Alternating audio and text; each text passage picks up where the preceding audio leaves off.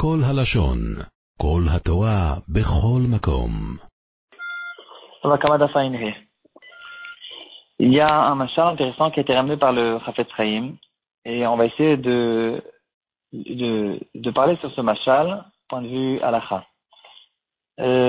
Donc ce sera une question un peu théorique. Elle aura un rapport avec la sugia qu'on avait déjà vu hier à propos de Rabban Gamliel qui a délivré son esclave. Et on va essayer de voir quelques exemples dans le chasse que nous ramène Rav Zilberstein sur ce sujet intéressant.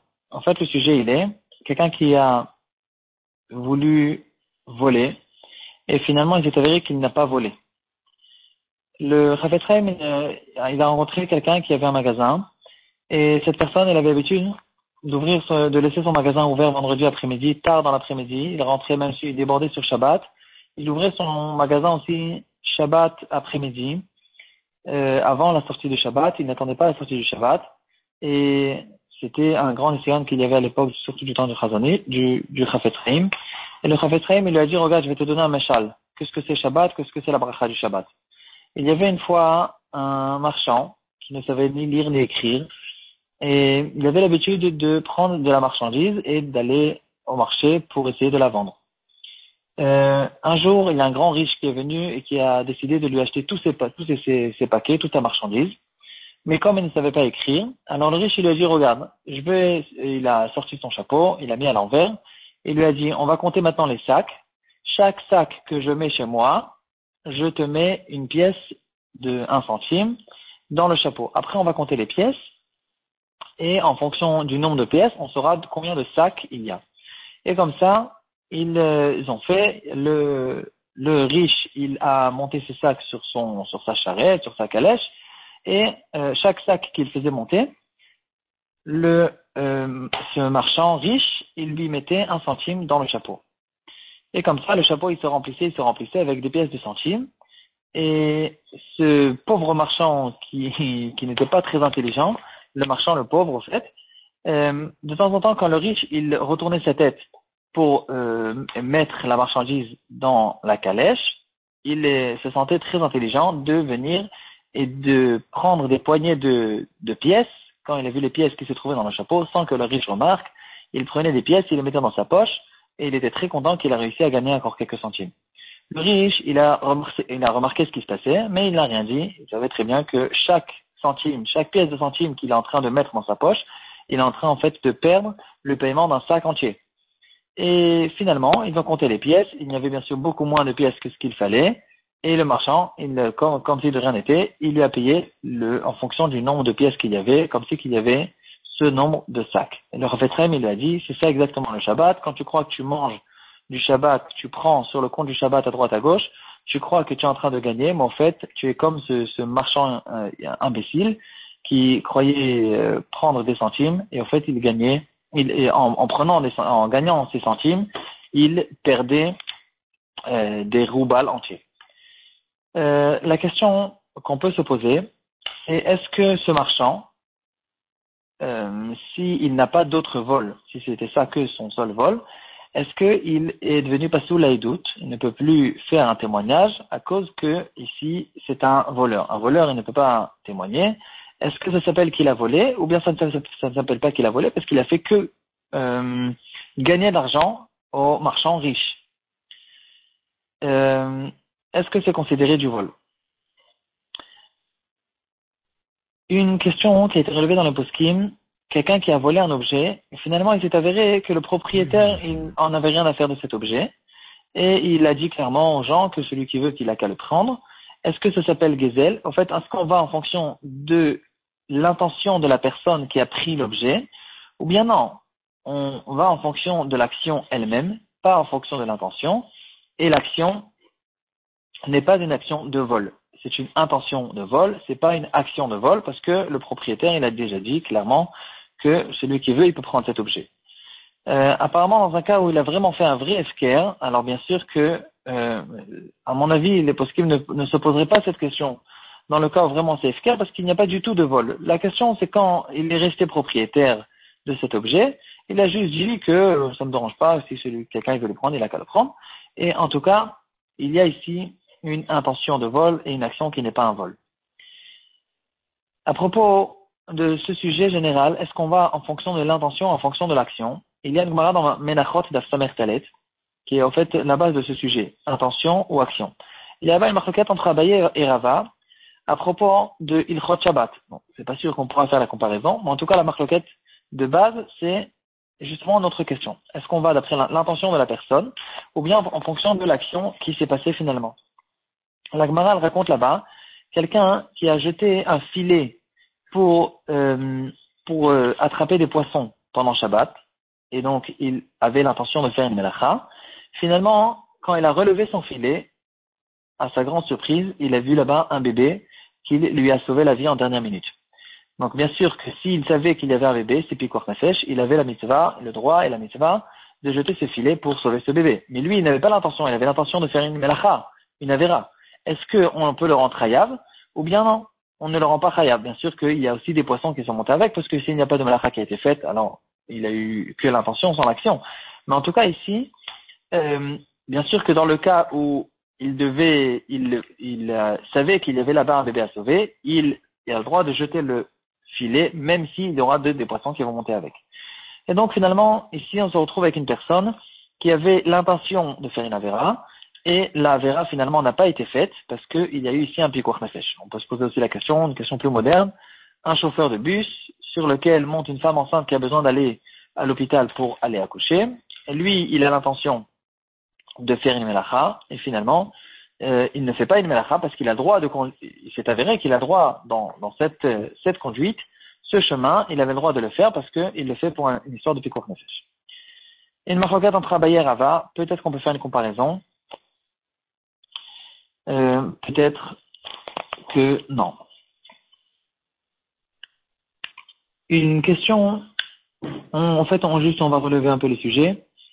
Une autre comparaison qui a été relevée dans les poskim, c'est quelqu'un qui s'apprêtait de manger un plat, et il y a un témoin qui a dit, attention, ici, cette viande, elle est tarif, tu n'as pas le droit de la manger. Et donc, il n'a bien sûr pas le droit de manger cette viande.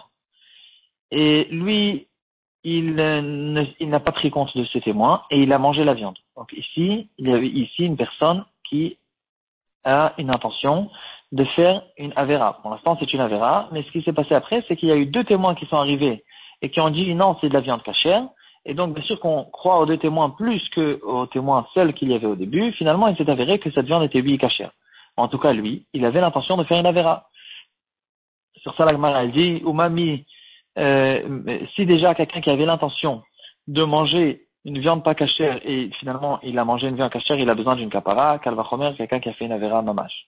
Donc ici, bien sûr qu'il a besoin d'une kapara, mais on ne parle pas d'une histoire de kapara, une question de kapara, on parle, est-ce que c'est considéré vraiment comme une avera?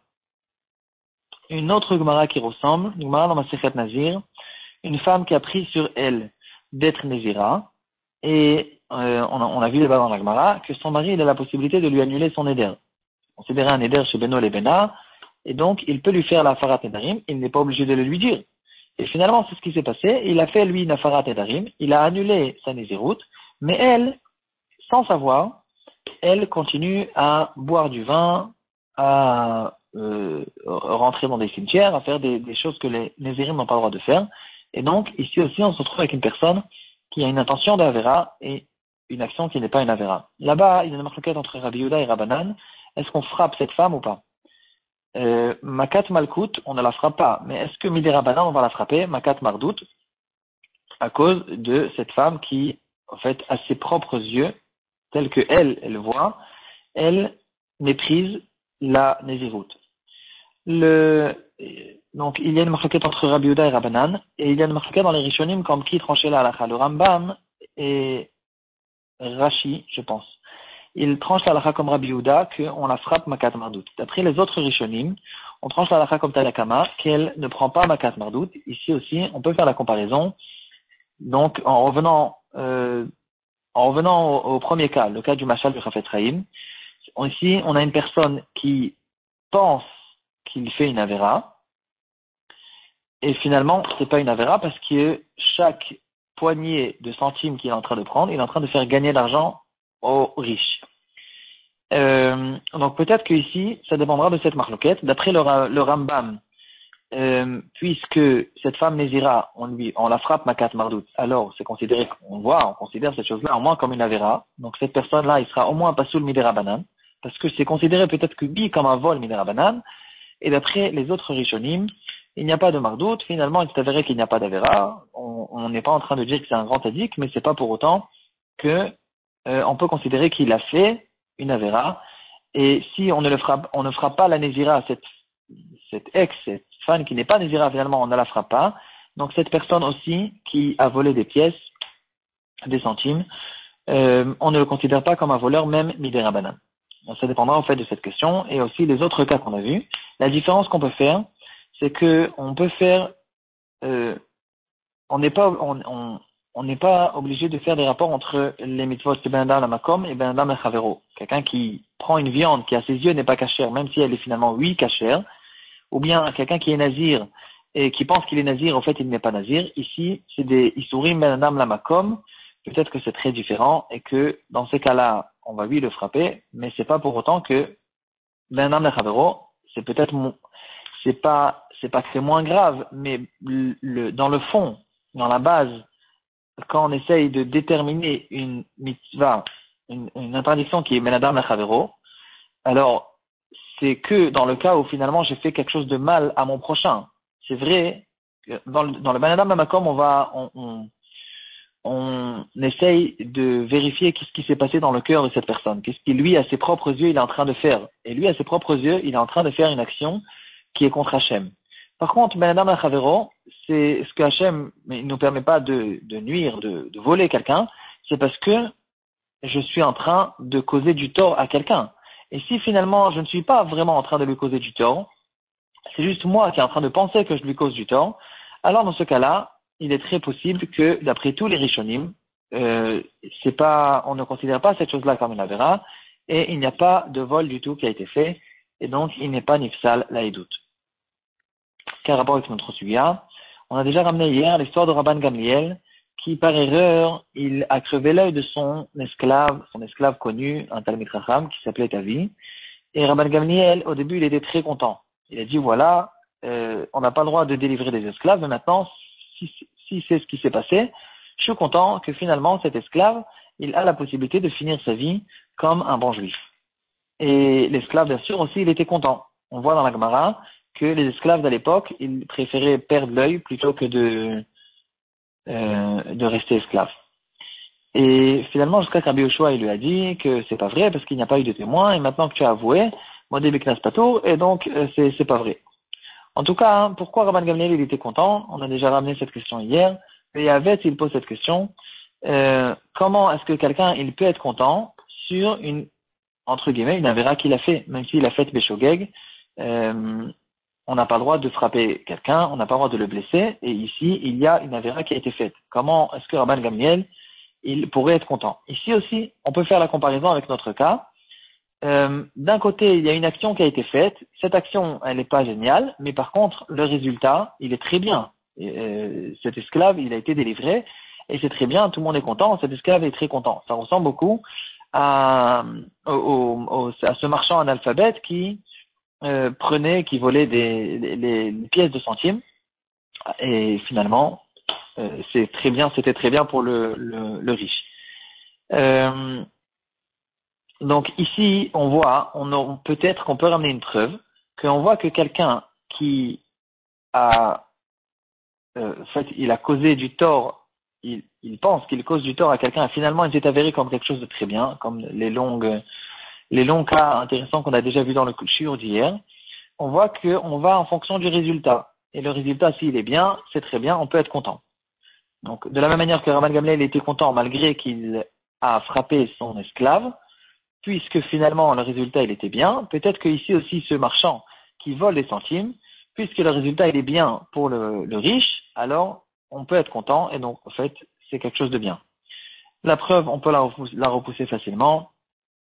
Il y a bien sûr une différence entre quelqu'un dans tous les cas en fait depuis le début du shiur, on a ramené tous les cas qu'on a ramenés, c'était quelqu'un qui n'était pas bien, qui avait, l'intention de faire une avéra bémézide. Finalement, il s'est avéré que c'était pas une avéra, mais lui, de son point de vue, il comptait oui faire une avéra. Bien sûr que c'est pas le cas de Rabban Gamliel, qu'il a fait par erreur, qu'il a fait Beshogeg, et que dans ce cas-là, c'est oui, on peut comprendre que c'est que dans un cas de Shogeg où Rabban Gamliel il était content. On peut être content quand quelqu'un il a fait, entre guillemets, une avéra, puisqu'il a fait premièrement Beshogeg, et puis finalement le résultat il était très bien.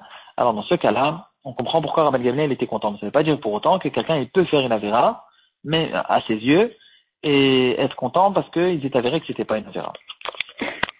עולם שלם של תוכן מחכה לך בכל הלשון 03-617-1111